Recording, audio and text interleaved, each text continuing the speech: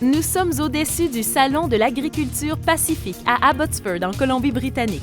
Nous sommes sur une machine très importante pour l'industrie des fruits.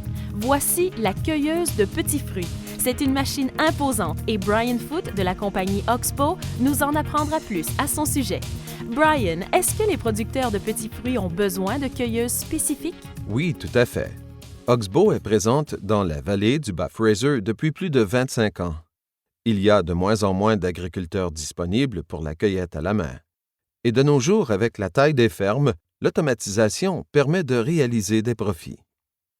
Oxbow fabrique 5 différentes cueilleuses pour l'industrie du petit fruit.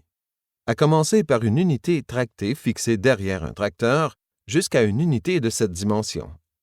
Elle peut être utilisée pour différentes cultures, soit les framboises, bleuets ou les mûres. Nous sommes sur le deuxième plancher et il s'agit d'une très grande surface. Dites-moi ce qui se passe ici. Eh bien, vous avez un ensemble de têtes de récolte situées sous la cueilleuse.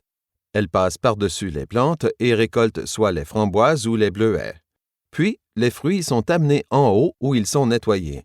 Un ventilateur souffle depuis le bas et un autre aspire depuis le haut, débarrassant ainsi les fruits des débris ou de la terre. Puis, les fruits arrivent par les courroies où ils sont inspectés. Ils sont gardés dans des contenants et stockés ici sur cette grande surface. On peut y ranger jusqu'à 5 palettes. Alors, sur de très longues rangées, les agriculteurs n'ont pas à s'arrêter pour décharger les fruits. Ils peuvent récolter plus d'acres dans une journée. Combien de personnes travaillent en même temps sur cette cueilleuse? Un minimum de 3 personnes et généralement un maximum de 5. Puis, cela variera en fonction du volume ou du type de fruits récoltés cette journée-là. S'agit-il de la Cadillac des machines, l'une des plus grosses? Il s'agit de notre plus grosse machine. Elle possède la plus grande capacité en termes de volume et de stockage. Nous fabriquons une unité plus petite appelée la 8000 à dénivelé unique. Nous avons des agriculteurs qui récoltent 20 acres et qui achètent le modèle 7420 pour le rendement, car le ratio livre par acre est si élevé qu'ils ont besoin de plus de capacité de stockage. Mais s'ils ont des rangées d'un quart de mille, ils ne veulent pas décharger les fruits au milieu de celles-ci. Ils veulent se rendre au bout et décharger. Ils ont alors besoin d'une machine comme celle-ci pour effectuer le travail. Est-ce que cette machine est unique parce qu'elle peut récolter différents petits fruits? Oui, il y a environ 7 ans, certaines entreprises cherchaient à vendre une machine pour les framboises et une autre pour les bleuets. Avec toutes les machines que nous fabriquons, nous offrons différentes têtes de récolte. Celle-ci utilise une tête de rotor globe, laquelle secoue le fruit dans un mouvement ovale. Alors, d'un point de coût, les agriculteurs n'ont besoin que d'une seule machine.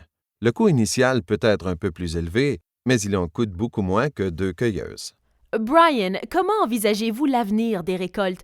Aurons-nous des plus grosses machines? Quelles seront les tendances?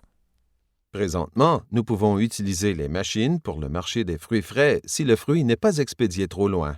Je crois que pour l'avenir, les limites seront repoussées davantage car les agriculteurs auront besoin de récolter plus de fruits pour le marché et devront les expédier encore plus loin, tels qu'en Asie ou au Japon, et nous n'en sommes pas encore là, mais nous nous y dirigeons. Je crois que nous allons voir de plus en plus d'automatisation dans le futur. De nos jours, les tracteurs utilisent des GPS et il s'agit d'une technologie que nous possédons déjà sur nos machines. Nous avons l'électronique pour le faire maintenant, mais les agriculteurs ne s'y sont pas encore intéressés. Je crois que cela ne saurait tarder. Vous savez, une fois le GPS installé sur nos machines, il sera possible de cartographier un champ et de faire en sorte que la machine se déplace par elle-même dans les rangées. Naturellement, cela se produira d'ici 10 ou 20 ans ou non. Au bout du compte, cela dépendra de la demande des agriculteurs, si cela s'inscrit dans leur liste de besoins. Brian, merci de m'avoir offert le meilleur siège, ici tout en haut. Brian Foote de la compagnie Oxbow. Du Salon de l'agriculture pacifique, je suis Diane Finstad.